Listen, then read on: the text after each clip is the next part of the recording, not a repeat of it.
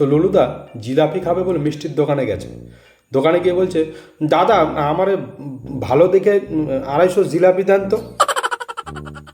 তো দোকানদার জিলাপি দিল লুলুদাকে, লুলুদা খেলো, খেয়ে বলছে, দাদা ভালো হচ্ছে না কিন্তু জিলাপি, এক কাজ করেন 250 গ্রাম আরেকবার দেন দেখি।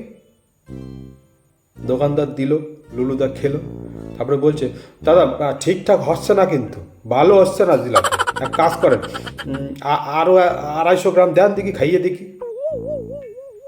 দোকানদার আরও 250 গ্রাম জিলাপি দিল লুলুদাকে, লুলুদা খেলো, লুলুদা বলছে, দাদা এইবারে কিন্তু ঠিকঠাক হচ্ছে না, জিলাপি কিন্তু ঠিকঠাক হচ্ছে না, করতে পারতিছে না, একদম ভালো হচ্ছে না জিলাপি, আপনি এক কাজ করেন আরেকবার দেখি 250 গ্রাম খাইয়ে দেখি কেরম হয়।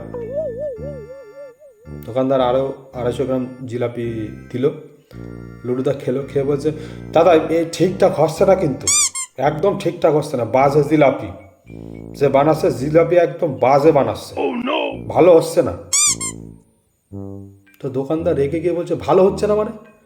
সবার সামনে আপনাকে গরম গরম ভেজে দেওয়া হচ্ছে, আপনি তাও বলছেন ভালো হচ্ছে না। লুলুদা বলছে, ভালোই তো হচ্ছে না, আপনি দেখেন না, আমি কখন থেকে ভাবতেছি সোজা জিলাপি দেবে, এইনি দেখি সারাক্ষণ শুধু বেঁকা বেঁকা জিলাপি দিয়ে যাচ্ছে, গোল গোল জিলাপি, তা জিলাপি গোল গোল হয়? সোজা থেকে বানাতে বলেন।